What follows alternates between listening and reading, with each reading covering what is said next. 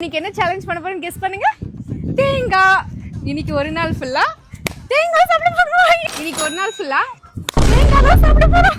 Morning பிரேக்ஃபாஸ்ட்க்கு appam, அது கூட தேங்காய் பால் நிறைய ஊத்தி கொடுக்குறாங்க, சாப்பிட போறோம். ஆப்பம் செம்ம சாஃப்டா இருக்கு, நிறைய சக்கரை போடாம சூப்பரான தேங்காய் பால் இது. ஆஃப்டர்நூன் லஞ்சுக்கு கோகனட் ரைஸ், அது கூட வந்து ப்ரான் தொக்கு கொஞ்சம் வாங்கியிருக்கோம். ஆக்சுவலா கோகனட் ரைஸ் தான் சேலஞ்ச், ப்ரான் தொக்கு லைட்டா வச்சுக்கலாம். கொஞ்சம் ப்ரான் சேலஞ்சுக்காக நிறைய கோகனட் வச்சு வீட்டில் அம்மா செய்வாங்கல்ல, எங்க அம்மாலாம் பாத்தீங்கன்னா வந்து தேங்காய் நல்லா துருவி போட்டு சமைப்பாங்க. இங்க வந்து கோகனட் அப்படியே கட் பண்ணி போட்டிருக்காங்க. இங்க பாருங்க, பீஸா கட் பண்ணி போட்டிருக்காங்க. இப்போ ஈவினிங் ஸ்நாக்ஸ்க்கு தேங்காய் வரைச்சு செய்யற நீர் தோசை சாப்பிட போறோம். மேக்கிங் பயங்கர யூனிக்கா இருக்கும். அரிசியோட தேங்காவை நல்லா அரைச்சி அது கொட்டாங்குச்சியில ஊத்தி தோசை பண்ணுவாங்க. பாருங்க, தேங்காய் மாதிரி வெள்ளை வெள்ளையேன்னு இருக்கு தோசை.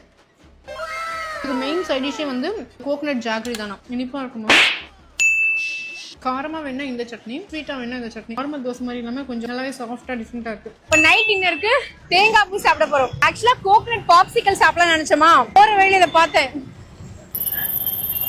ஸ்பாஞ்ச் மாதிரி இருக்கு. பண்ணி ஃப்ரெஷ்ஷா கட் பண்ணி கொடுக்குறாங்க.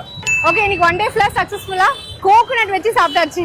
சேலஞ்ச் வந்து இதுவரை யாரும் எக்ஸ்பெக்ட் பண்ணிருக்க மாட்டீங்கல்ல, கோகனட்ல ஒரு சேலஞ்ச். எதிர்பாருங்கள் இனிமேல்.